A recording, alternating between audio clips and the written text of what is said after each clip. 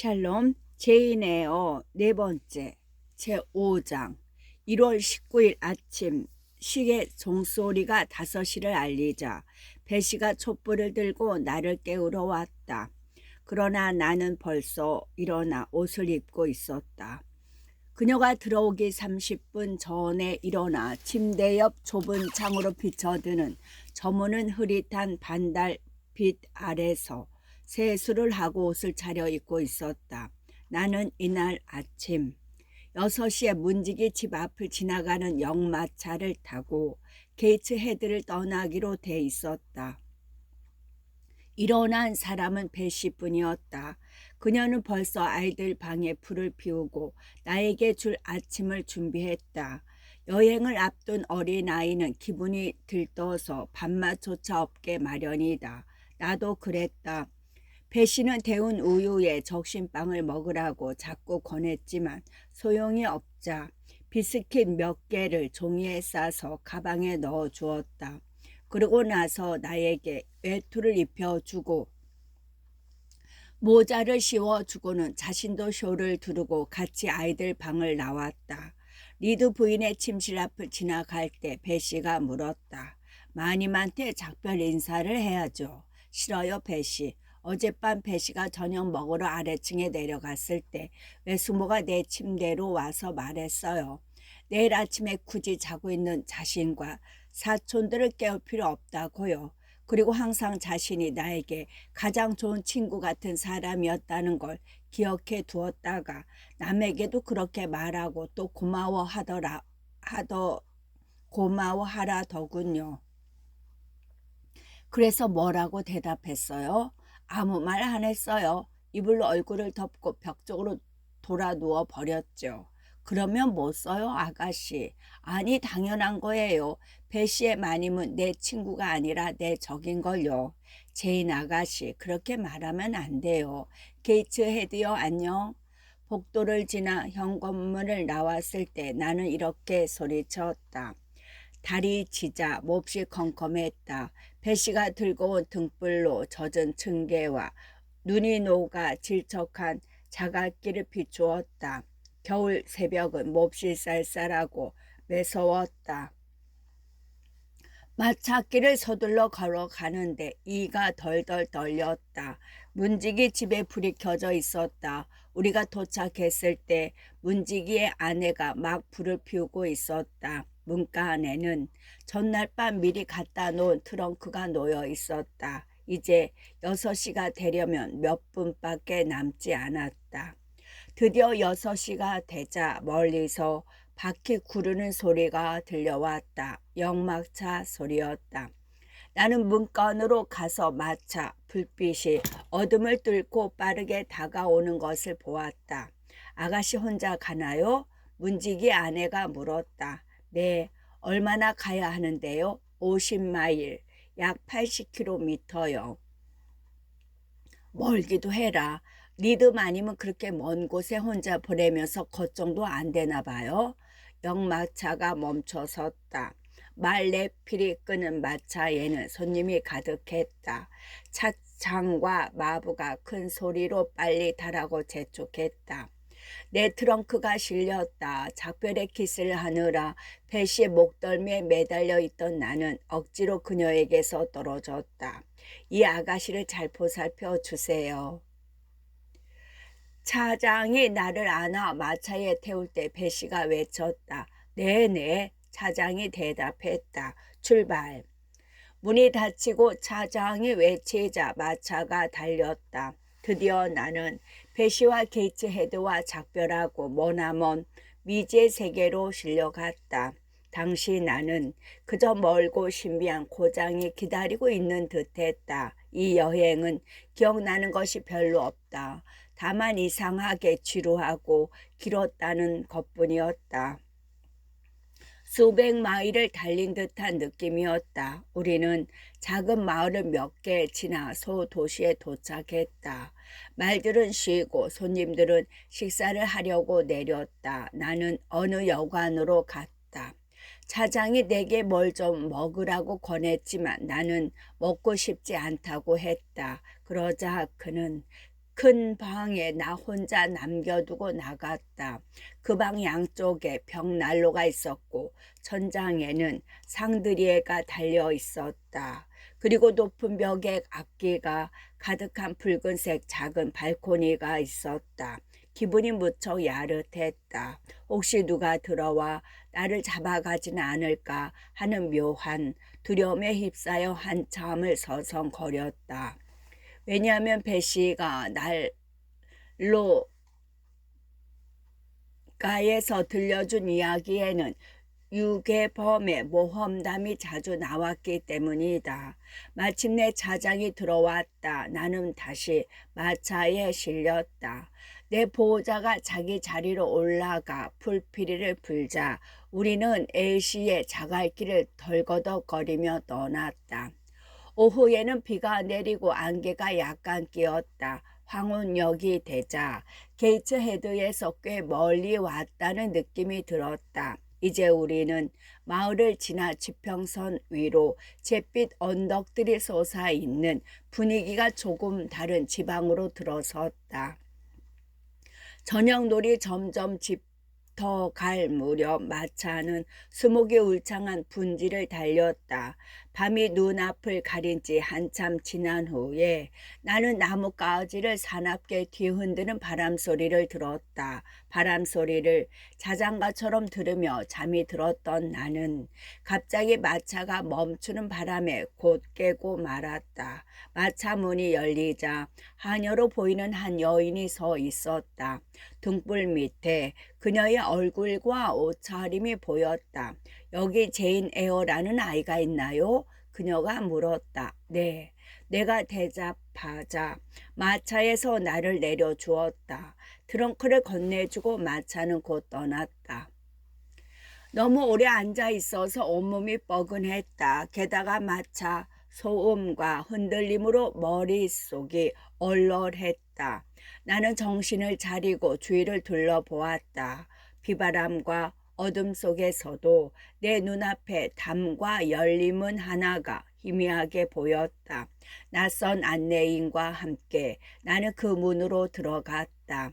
안으로 들어가자 그녀는 문을 잠갔다. 그러자 많은 창문이 보였고 그중 몇 개에 불이 훤히 켜져 있는 건물이 보였다.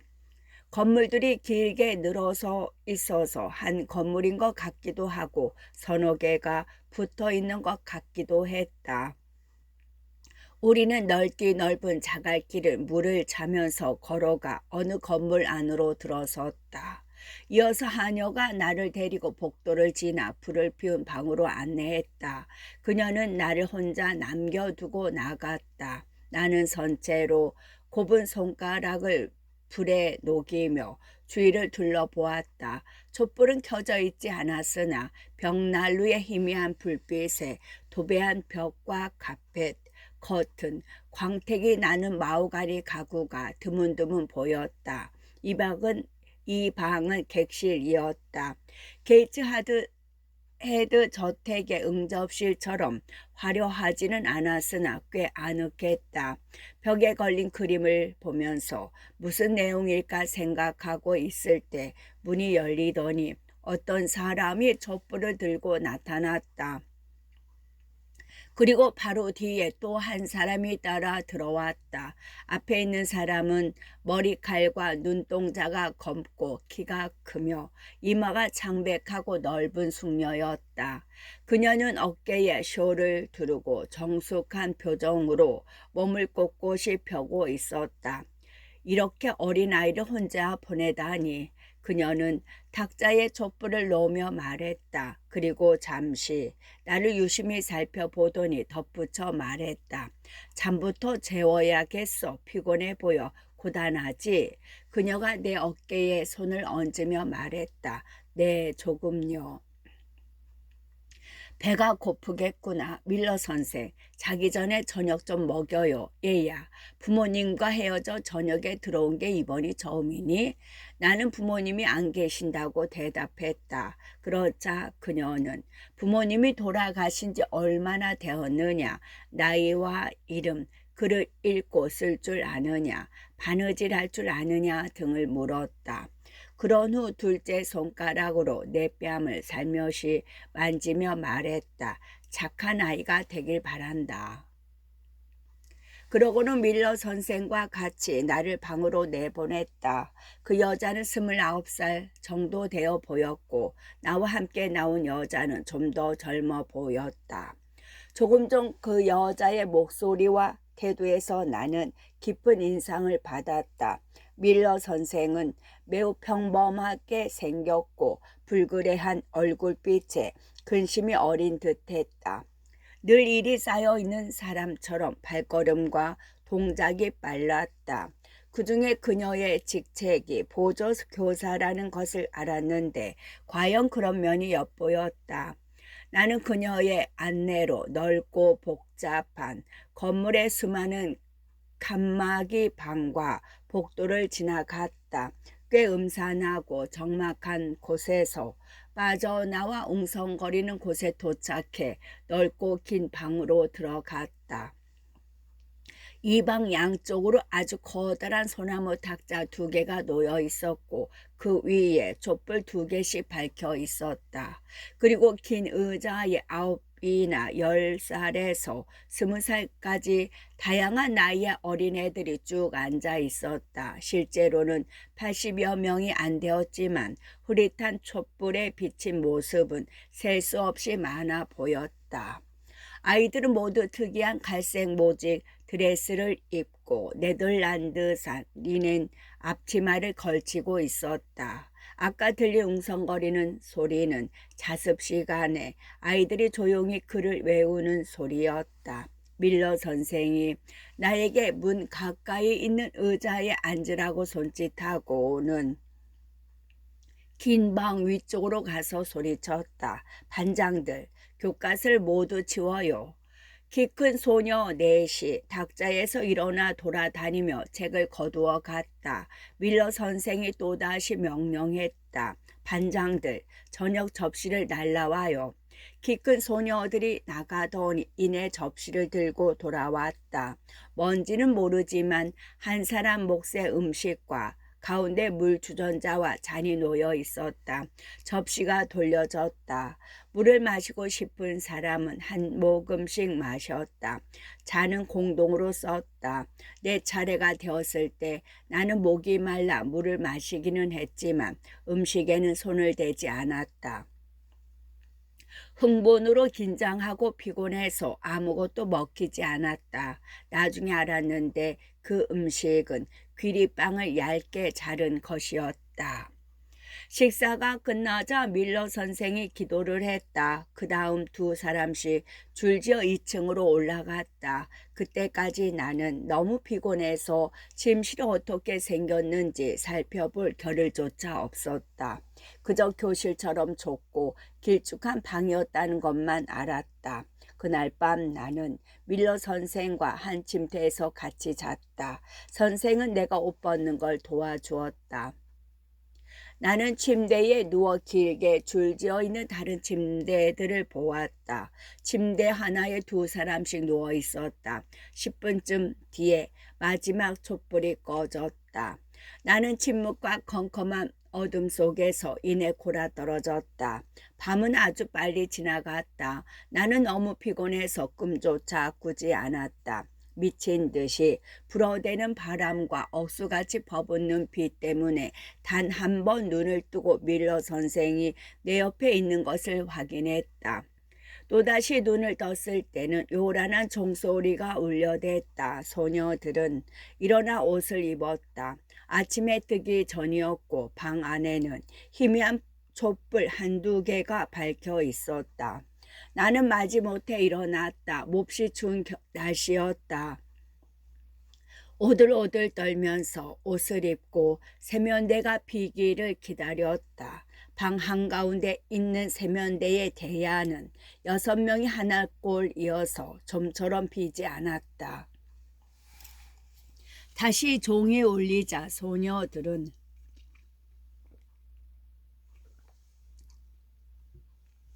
소녀들은 둘씩 나란히 줄지어 계단을 내려가 희미한 불이 켜진 준 교실로 들어갔다. 여기서 밀러 선생이 기도를 올렸다. 기도가 끝나자 선생이 외쳤다. 각반 편성. 몇 분 동안 큰 소란이 일어나자 밀러 선생이 조용히 질서 지켜라고 연달아 소리쳤다. 소란이 가라앉았을 때 4개의 탁자에 놓인 4개의 의자 앞에 학생들이 4개의 반원형으로 서 있는 것이 보였다. 모두 손에 책을 들고 있었고 각 탁자 위에 성경으로 보이는 큰 책이 한 권씩 놓여 있었다. 몇 분간 학생들이 낮게 웅성거리는 소리가 또다시 들렸다. 선생은 이반저반 돌아다니며 조용히 시켰다. 멀리서 종이 울리자 곧 숙녀 셋이 방으로 들어왔다. 그들은 각각 탁자로 가서 자리에 앉았다. 밀러 선생은 문에서 가장 가까운 4번째 탁자에 앉았다. 가장 어린 학생들이 모인 탁자였다. 나는 이 하급반 맨 끝자리에 앉았다. 드디어 하루 일과가 시작되었다. 그날의 특별 기도문을 암송했고 이어 성서 구절을 복창하고 그 다음 1시간쯤 성서 읽기를 했다. 예배가 끝났을 때 날이 밝았고 4번째 종소리가 길게 울렸다. 각 학급의 학생들은 줄지어 아침밥을 먹으러 갔다. 나는 이제 무얼 좀 먹을 수 있겠다는 생각에 기뻤다. 전날 아무것도 먹지 못했기 때문에 몹시 허기졌던 것이다. 식당은 넓기는 했지만 천장이 낮아 음침했다. 2개의 긴 식탁 위에 놓인 커다란 그릇에서 더운 김이 모락모락 피어올랐다. 그러나 그 음식은 오히려 식욕을 떨어뜨렸다. 그것을 먹어야 하는 학생들은 고약한 냄새가 코를 찌르자 모두 불만스러운 표정을 지었다. 앞자리에 키 큰 학생들이 낮은 목소리로 소곤거렸다. 아유, 매스꺼워. 또 오트밀을 태웠나 봐. 갑자기 조용히 하라는 소리가 들렸다. 밀러 선생이 아니라 상급반을 가르치는 선생이었다. 작은 몸집과 검은 머리에 멋진 옷차림이었으나 조금 묵뚝뚝한 표정의 여자였다. 앞쪽도 하나의 식탁에는 뚱뚱하고 활발해 보이는 여자가 앉아 있었다. 나는 전날 밤 처음 만났던 선생을 찾아보았으나 눈에 띄지 않았다. 밀러 선생은 내가 앉은 식탁 끝자리에 그리고 다른 식탁 끝자리에는 나이 많은 선생이 앉아 있었다. 나중에 안 일이지만 그녀는 외국인 프랑스어 선생이었다. 식사하기 전에 길게 기도를 하고 찬송가를 부른 다음 하인이 차를 날라오자 식사를 시작했다. 나는 너무 허기가 져서 맛을 느낄 겨를도 없이 한두 숟가락 더 먹었다. 그러나 허기가 조금 가시자 욕지기를 느낄 만한 음식을 먹고 있다는 것을 알았다. 타버린 오트밀은 섞은 감자나 다름없었다. 굶어 죽어가는 사람도 개원의 그런 것이었다. 모두 느릿느릿 숟갈질을 했다. 소녀들은 맛을 한번 보고 나서는 억지로 삼키려고 애썼으나 대부분 포기했다. 아침 식사가 끝났다.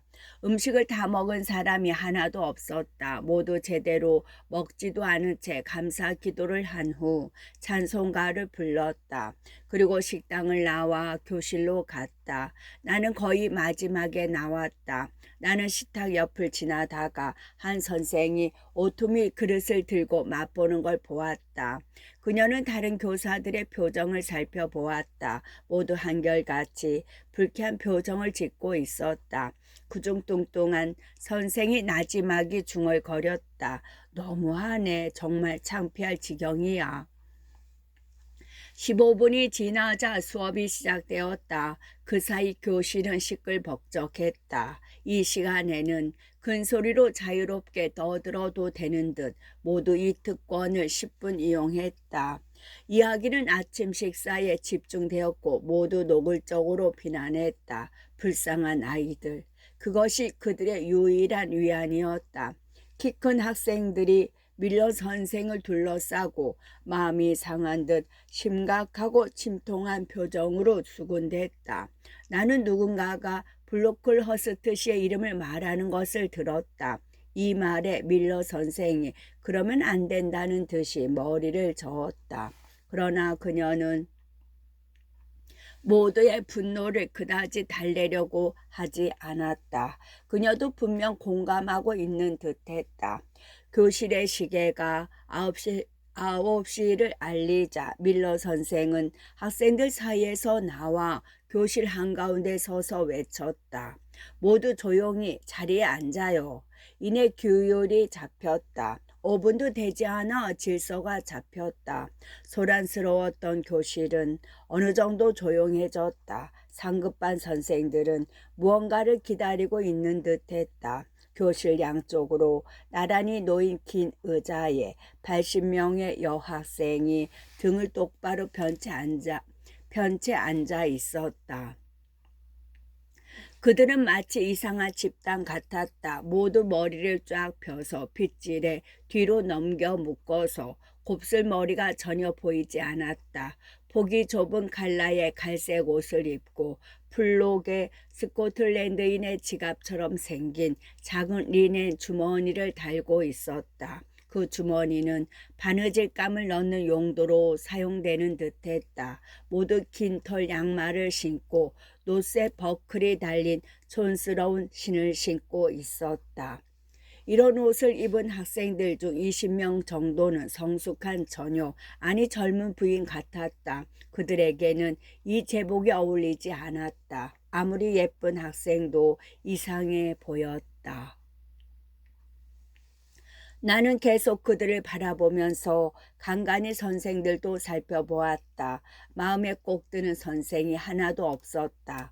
그 뚱뚱한 선생은 괄괄해 보였고 검은 머리 선생은 엄해 보였고 프랑스 교사는 사납고 이상해 보였다. 가여운 밀러 선생은 고생에 찌들어 기운이 없는 듯 얼굴이 푸르댕댕했다. 내가 이 얼굴 저 얼굴을 살피고 있을 때 교실에 있던 학생 모두가 용수철에 튕긴 것처럼 일제히 일어났다. 무슨 일일까? 어떤 호령도 듣지 못한 나는 당황했다. 그리고 내가 미처 정신을 차리기도 전에 학생들이 다시 자리에 앉았다. 그러나 학생들의 눈이 모두 어느 한 곳을 향해 있었기 때문에 나도 그곳으로 눈길을 돌렸다. 거기에는 전날 밤 나를 맞이해준 분이 있었다. 그녀는 긴 교실 끝에 있는 난로가에 서 있었다. 그녀는 두 줄로 서 있는 학생들을 엄숙한 눈빛으로 말없이 둘러보았다. 밀러 선생이 그녀에게 다가가 뭔가를 묻고 대답을 듣고는 자기 자리로 돌아와 큰 소리로 말했다. 일반 반장, 지구본을 가져와요. 지시 사항이 실행되는 동안 밀러 선생이 뭔가를 물어본 그 여자가 천천히 교실 앞으로 걸어갔다. 내 눈으로 그녀의 발걸음을 쫓던 당시의 감탄과 존경심을 나는 지금까지 잊을 수가 없다. 밝은 대낮에 보니 그녀는 피부가 하얗고 큰 키에 몸매가 아름다운 여자였다. 자애로운 인상의 갈색 눈동자, 붓으로 그린 듯한 길고 가느다란 속눈썹, 넓고 하얀 이마를 가지고 있었다. 그리고 짙은 갈색의 곱슬머리는 당시 유행하는 스타일로 양쪽 한자 놀이개에 동그랗게 늘어뜨렸다. 그때는 그녀를 리본으로 묶거나 곱슬머리를 길게 늘어뜨리는 일이 거의 없었다. 그녀의 옷차림도 당시 유행하는 자줏빛 전에 스페인식 검은 벨벳 장식을 달아 한층 돋보였다. 허리띠에는 금시계가 번쩍였다. 그때는 회중시계가 지금처럼 흔하지 않았다. 그녀의 인상을 좀 더 자세히 그려보면 안색은 장백하면서도 윤기가 흘렀고 우아한 이목구비에 맥이 있고 자세며 태도도 당당했다.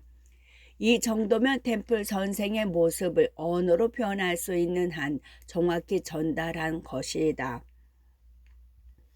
머라이어 템플이라는 이름을 얼마 뒤 그녀가 내게 교회에 가져다 주라고 부탁한 기도서에 적혀 있었다. 이 여인이 바로 루드 학교 교장 선생이었는데 그녀는 탁자 하나에 놓인 한 쌍의 지구본 앞에 앉아 상급반 학생들에게 지리를 가르치기 시작했다. 하급반 학생들은 선생들에게 불려가 1시간 동안 역사와 문법 등을 외웠다.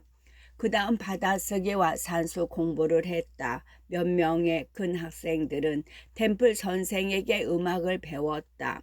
수업 시간은 각자 시계로 재었다. 마침내 시계가 12시를 알리자 교장 선생이 일어나 말했다. 학생들에게 할 얘기가 있습니다. 수업이 끝나 이미 소란스러운 가운데 그녀의 목소리가 울리자 바로 조용해졌다. 그녀가 말을 이었다. 여러분은 오늘 아침 식사를 할 수 없었습니다. 배고플 거예요. 그래서 여러분에게 치즈 바른 빵을 간식으로 주라고 말해 놓았습니다. 다른 선생들이 놀라 그녀를 쳐다보았다. 일은 내가 책임지고 하는 것입니다. 그녀가 선생들을 바라보고 설명한 후 곧 교실에서 나갔다. 치즈 바른 빵이 즉시 배급되자 학생들 얼굴에 생기가 돌았다. 잠시 후 운동장으로 라는 명령이 떨어졌다. 학생들은 모두 무명백근이 달린 밀짚 모자를 쓰고 두꺼운 회색 모직 망토를 입었다. 나도 그들과 같은 차림으로 행렬을 따라 밖으로 나갔다. 넓은 운동장은 밖에 보이지 않을 만큼 높은 담으로 둘러싸여 있었다. 한쪽으로는 베란다가 쭉 이어져 있었고 작게 나누어진 화단 한가운데는 넓은 길이 나 있었다. 학생들이 가꾸는 이 화단은 각각 책임자가 정해져 있었다. 한창 꽃필 때는 매우 아름다웠겠지만 1월 하순인 지금은 모두 갈색으로 시들어 말라 있었다. 주위를 살피며 화단에 서 있자니 몸이 떨렸다. 야외에서 운동하기에 썩 좋지 않은 날씨였다. 비가 오지는 않았으나 이슬비에 가까운 안개가 잔뜩 끼어 있었다. 어제 내린 비로 발밑이 아직도 질척질척했다. 건강한 아이들은 뛰어다니며 춤을 추고 놀았지만 안색이 좋지 않고 여윈 학생들은 추위를 피해 베란다에 모여 끼리끼리 수군거렸다. 짙은 안개가 주위에 떨고 있는 소녀들의 몸에 스며들자 여기저기서 장기침이 튀어나왔다. 나는 아직 누구와도 말을 하지 않았고 나한테 관심을 가지는 아이도 없었다. 나는 외롭게 서 있었지만 이런 외로움에 익숙한 터라 그다지 우울하지 않았다. 나는 베란다 기둥에 기대 서서 회색 망토를 잡아당겨 단단히 여몄다. 살을 애는 듯한 추위와 배에서 꼬르륵거리며 나를 괴롭히는 배고픔을 잊으려고 다른 아이들을 바라보며 다른 생각을 하려고 애썼다. 그러나 단편적이고 막연한 생각들 뿐이어서 기록할 만한 것이 없다. 나는 내가 어디에 있는지도 몰랐다. 게이츠헤드와 나의 지난 과거가 아주 멀리 흘러간 듯했다. 그리고 현재는 알쏭하고 기묘하기만 했다. 나아가 장래는 아무 짐작도 할 수 없었다. 나는 수녀와 같은 운동장과 학교 건물을 둘러보았다. 학교는 반은 낡고 오래되어 잿빛을 띠고 있었지만 나머지 반은 새 건물이었다. 교실과 기숙사가 있는 새 건물은 문설주와 불 켜진 격자무늬 창문 때문에 마치 교회 같았다. 입구 위쪽 돌 현판에는 다음과 같은 글이 새겨져 있었다. 로드 자선학교. 이 건물은 서기 몇 년 이고장 브로콜 허스트 저택의 나오미 브로콜 허스트 여사가 재건했다. 너희 빛을 사람 앞에 비치게 하여 너희 착한 행실을 보고 하늘에 계신 너희 아버지께 영광을 돌리게 하라. 마태복음 5장 16절. 나는 이 구절을 몇 번이고 되풀이해서 읽었다. 무슨 뜻인지 설명을 들어야 할 것 같았다. 나는 자선학교가 무엇이며 첫 대목과 성경 구절이 어떤 관련이 있는지 생각해 보았다. 그때 등 뒤에서 기침 소리가 들려 고개를 돌렸다. 돌 벤치에 앉아있는 한 소녀가 보였다. 그녀는 몸을 숙이고 열심히 책을 읽고 있었다. 내가 서 있는 곳에서도 책 제목이 보였는데 바로 라셀러스, 세무얼 존슨의 18세기 교훈 소설 라셀러스였다. 나는 처음 보는 책 제목에 흥미가 끌렸다. 학생이 책장을 넘기다 무심코 고개를 들기에 내가 먼저 말을 걸었다. 그 책 재미있니? 나는 나중에 그 책을 빌려달라고 할 생각이었다. 응, 재미있어. 그 애는 잠시 뜸을 들이고 나서 이렇게 대답하고는 나를 살펴보았다. 어떤 내용이야? 내가 다시 물었다. 모르는 아이에게 이렇게 말할 수 있는 뻔뻔함이 어디서 나왔는지 나도 알 수 없었다. 이런 상황은 내 성격이나 습성과는 어울리지 않았던 것이다. 그녀가 책을 읽는다는 것 자체에서 무언가 공감대를 느꼈던 것 같다. 고상하지 않은 유치한 것이기는 했지만 나도 책 읽는 것을 좋아했으니까 나는 심각하고 내용이 꽉 찬 책은 이해하지도 못했다. 한번 볼래? 그 소녀가 책을 건네주며 말했다. 나는 책을 들춰보았다. 잠깐 보고도 내용이 제목만큼 재미있지 않다는 것을 느꼈다. 가벼운 내 취향에 라셀러스는 너무 지루해 보였다. 요정이나 귀신도 전혀 나오지 않고 글씨가 빽빽하게 인쇄된 책장에 변화무쌍한 이야기는 전혀 없을 것 같았다. 나는 그녀에게 책을 돌려주었다. 그녀는 말없이 책을 받아들고는 아까처럼 계속 읽을 참이었다. 나는 다시 한번 용기를 내어 그 애를 방해했다.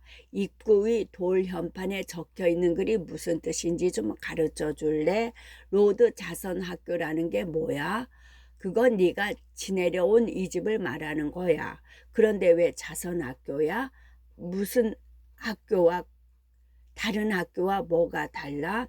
자선을 위해 만들어진 학교라는 뜻이지. 너와 나, 다른 애들 모두 자선을 받는 아이들이거든. 너도 고하지. 어머니나 아버지께서 돌아가셨지. 내가 철들기 전에 두 분 다 돌아가셨어. 여기 아이들 모두 부모님 중 한 분 아니면 양친 모두 잃었어. 그래서 그 아들을 위한 자선 학교라는 거야. 그럼 우리는 돈을 안 내는 거니? 무료로 배우는 거야? 우리가 내거나 아니면 우리를 도와주는 사람들이 1년에 15파운드씩 내줘. 그런데 왜 자선학교라는 거야? 기숙사 비용과 수업료가 15파운드는 모자라니까 부족한 금액을 기부금으로 메꾸기 때문이지. 누가 기부하는데? 이 근처와 런던에 사는 자비로운 신사숙녀들이겠지. 나오미 브로콜 허스트는 누구야? 저 현판에 적혀 있는 것처럼 이 학교 새 건물을 세운 부인이야. 그분 아드님이 학교를 운영하고 감독하시지. 왜? 그분이 이 학교 관리자 회계 감독이니까. 그럼 이 학교는 치즈 바른 빵을 준 시계를 찬 키 큰 선생님 것이 아니구나. 템플 선생님? 웬걸? 아니야. 그럼 정말 좋지. 템플 선생님은 모든 일을 블로클 허스트 씨에게 보고해야 해. 우리가 먹을 양식과 옷을 블로클 허스트 씨가 사거든. 블로클 허스트 씨도 여기 살아? 아니, 2마일 떨어진 큰 저택에 살아. 2마일은 약 3.2km. 좋은 분이야? 목사님이셔. 좋은 일을 많이 한다고들 해. 키 큰 부인은 템플 선생님이라고 했지? 응. 그럼 다른 선생님들 이름은?